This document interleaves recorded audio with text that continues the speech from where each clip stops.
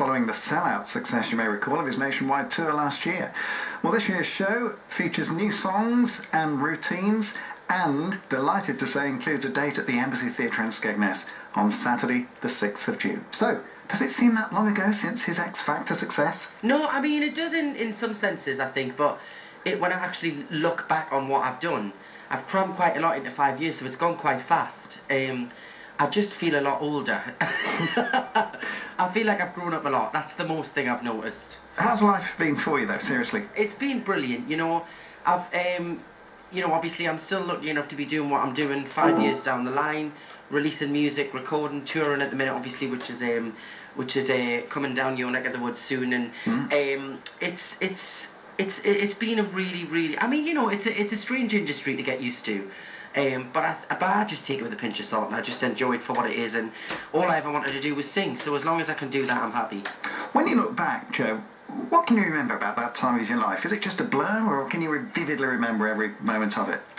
I remember being very naive, not in a bad way, but I remember being very naive and just kind of like, oh my god, what, like oh my god moments all the time. Naive in what way? Well, I just think I was very excited by it all, which was right. I think I was able to enjoy the experience more than maybe somebody who was a little bit older than me.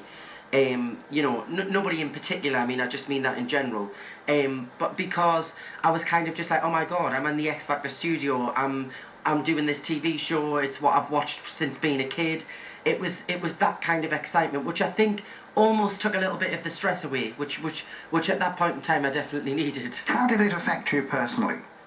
Well, I mean, my whole life was obviously changed, and still is now, you know. It changed 5 years ago, and I mean, there's still certain things that happen on a daily basis, you know. Even things like just walking down the street and getting recognised is a really big, like, thing to get used to, and, you know, people knowing a lot about your personal life.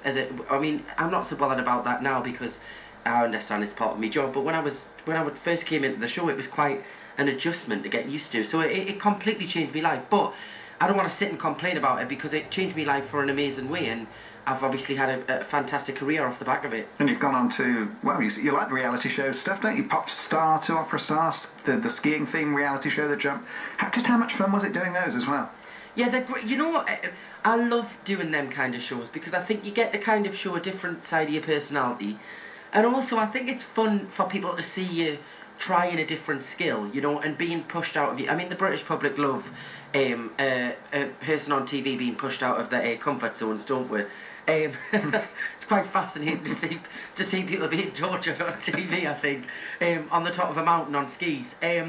But yeah, I've loved doing them, and The Jump was like hilariously brilliant. It was very painful, and I had bruises all over.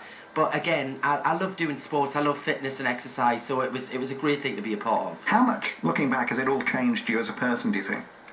I think I've matured a lot, and obviously I had to grow up really quickly. But I suppose I've had a lot of experience in kind of young years where you probably wouldn't have that experience, you know. I see a lot of my friends who I'm still really close to, and when I look at what I've experienced at such a young age, and they're at college, you know, and that's what I would have been doing. So it has I suppose forced us to experience some pretty crazy things. I guess it is a pretty impressionable time of your life as well. Who do you look to for support at that time? Well, I'm really I've got a really close knit group of friends and family as well. You know, my mum, dad, grandmas, aunties, uncles, and we're all very, very close, and they come out on the road with us when I'm touring and stuff and help out, and just kind of, they've got me back, you know, and I've got a great management team that look after us as well, which is one of the most important things to find, I think, in this industry. You're bringing the Evolution Tour to Skegness. Looking forward to it. Tell us about it. The Evolution Tour is all about where I've been from X Factor.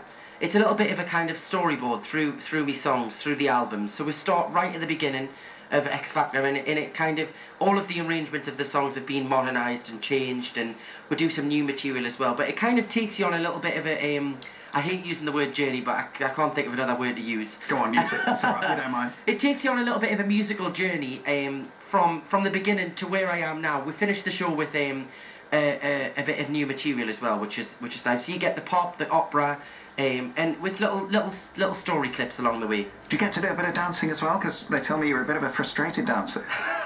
Yeah, what I do with the show is I split the show into like sections. So there's a huge section of obviously the ballads and the slow stuff and the classical stuff, and then I have a big pop up-tempo section where it's really all about the audience, just involving the audience participation, singing along.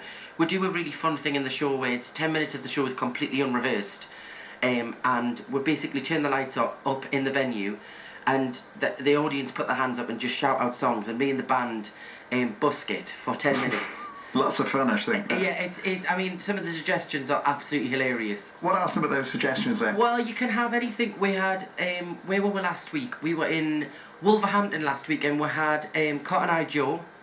I've had Dancing Queen, ABBA. I get Ness and Doma, Happy Birthday.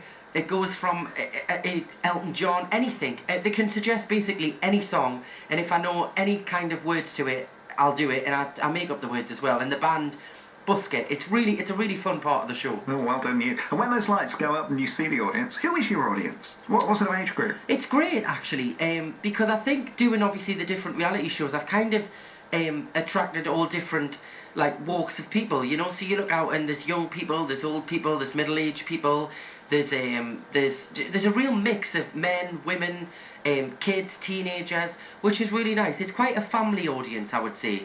Of a mixture, and I really, there's something about seeing families coming to see a show. I quite like that a daughter's with her mother to come and see a show, or something like that, you know, or a dad's brought his son along. I really like things like that. It makes us feel nice. Go on then, final chance to really sell it to us when you come to Skegness.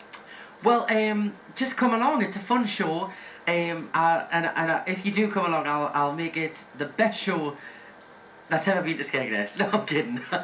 So go on, nice guy, isn't he? Go along, hold him to that. Joe McElderry, he's at the MC Theatre in Skegness on Saturday, June the 6th. Start time 7:30.